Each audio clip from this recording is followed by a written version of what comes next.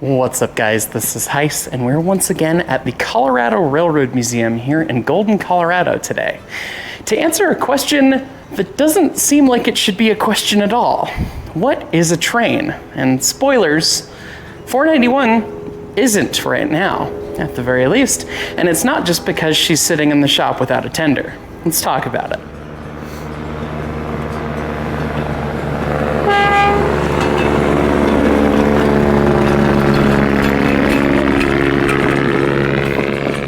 That was just the Galloping Goose, which was a limousine converted to be a rail vehicle, and it is more a train right now than 491 is. So how the heck does that work? That's right, per railroad rule, there's actually a distinct set of requirements that you have to meet in order to actually be considered a train. Though 20 looks like it is a train locomotive, the cars in the shop and around the museum all look like train cars, and you might say, okay, well, it's a train because it looks like a train. But by railroad rule, they're not until they meet these requirements, and the requirements kind of vary depending on the year. In the early days, we had what was called timetable and train order operations. Now, what timetable and train order means is that, first and foremost, to be a train, you have to be on the timetable, and anything else would be considered an extra train. It's not scheduled.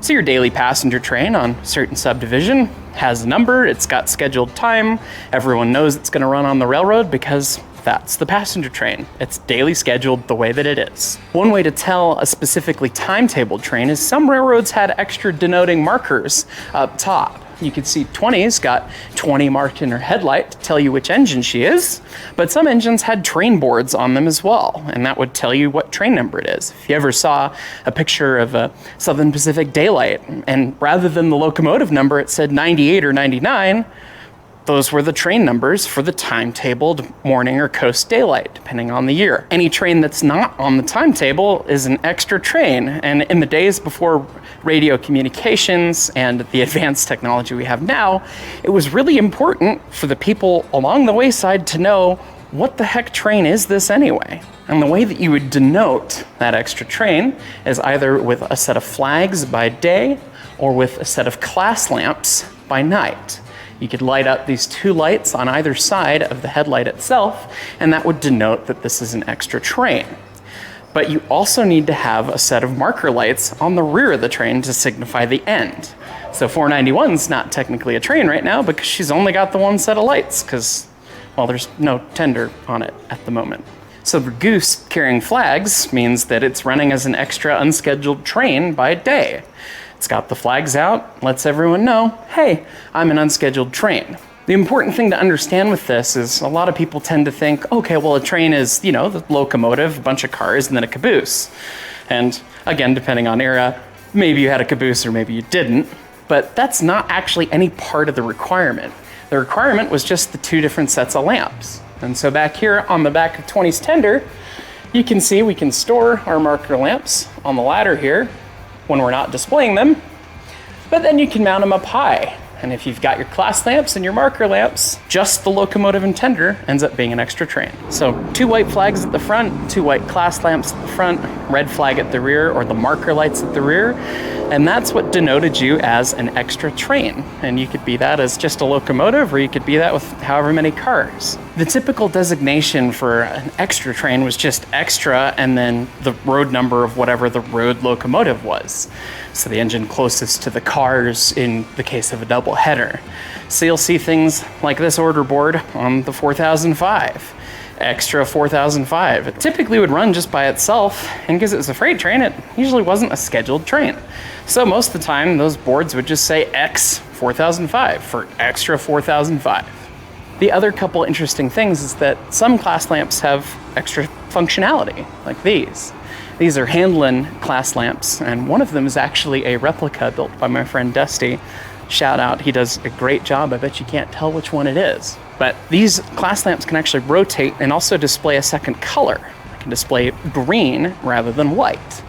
And green signifies, hey, I'm a leading section of a train that's been split into multiple sections.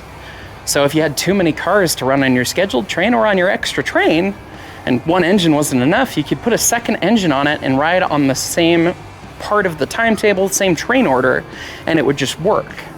When you see the locomotive that doesn't have green, you know it's the end of the train, even if they're separated by a fair bit. And just like using white lights or white flags, you could also use green flags instead.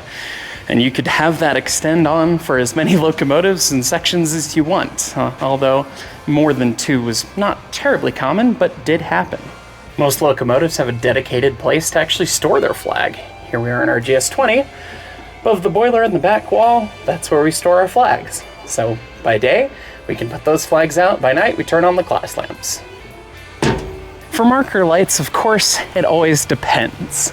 Yeah, it depends so much that Editor Heiss had to come in and correct this scene because the amount of nuance that comes into play when you're talking about displaying marker lights ends up being a little bit significant depending on what you're doing on the railroad, and this would all be the job of the conductor. Many railroads did not agree on these standards, and many railroads changed these standards over time, but this is a 1924 Denver and Rio Grande Western timetable talking about how to properly display your markers in a bunch of different situations. And it's interesting because it also talks about having a third marker for freight trains in the light box on the top of the caboose. The gist of this is that if you're a passenger train or a freight train during the day, you carry the marker lamps anyway and you use those in place of a flag and you light them only for night running. During night running, to denote that you're a freight train, you add the third lamp, and that's that. And while running, you always have a red lens to the rear. Where things get interesting is when you come into special circumstances. If you're gonna get passed as either a freight train or a passenger train, you want to make sure that you're showing in the clear, showing green lenses towards the other train that's going to be passing you. So as a passenger train, you've got green lights pointing each direction, and theoretically the red light that you would have had was now aimed at the car.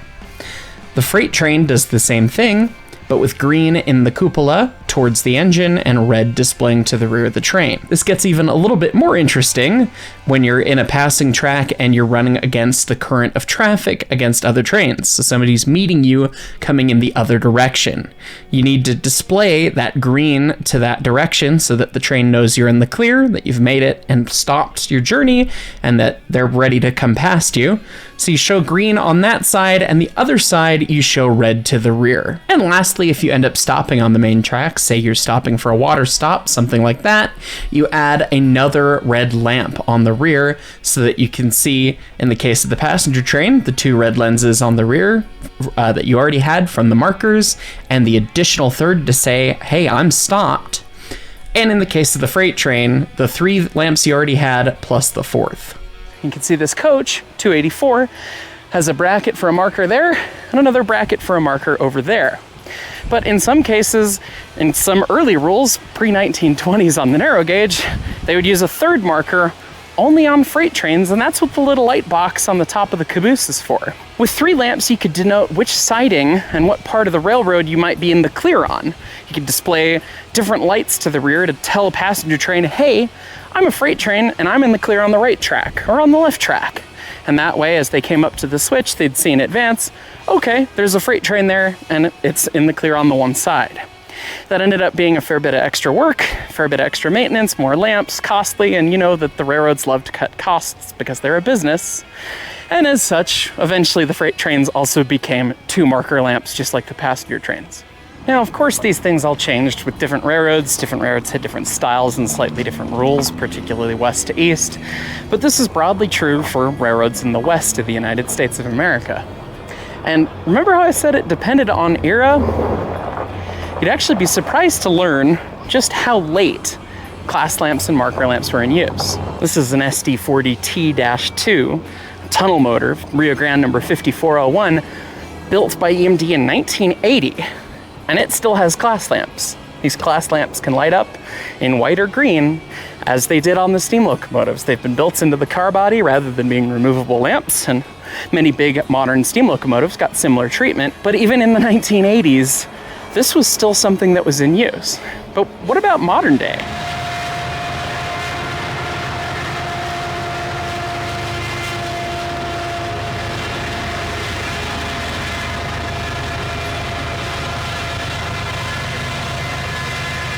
In the modern day, with the progression of technology and all of the things for train tracking and scheduling and communications, it became less and less important to have to operate by these sorts of systems. We had signals, we had ways to protect a train more than just relying on people seeing it on the wayside, basically, and talking via telegraph or telephone. And so as such, these days, you don't need class lamps or marker lamps. You just get a head of train device and an end of train device, an HOT and an ETD. And there's many different names for it, most commonly known by many as FRED, for flashing rear end device, depending on your disposition with such a thing. These devices have a lot of extra functionality that we can then glean from, getting more information about what our brakes are doing and if the rear of the train's moving. With the trains being as large as they are, you want to know that all the cars have started to move and you've pulled all the slack before you really give it a lot of power. And so these devices have more than just a function of denoting what a train is, but they still accomplish the same thing that we used to accomplish with lamps over 100 years ago. So if you're running on the main here in 2024, you gotta have your head of train device, your end of train device, and then you're a train. If you were back in the day on the good old RGS, any railroad kind of like that, you needed your flags up front, special flags if you were part of a second section, or you needed your class lamps and your marker lamps. And then you were a train, whether or not you were just a locomotive or a bunch of cars or anything like that. Anyways, guys, I hope you enjoyed this. I hope you learned something fun about how this sort of stuff works out. And as always, thank you so much for watching.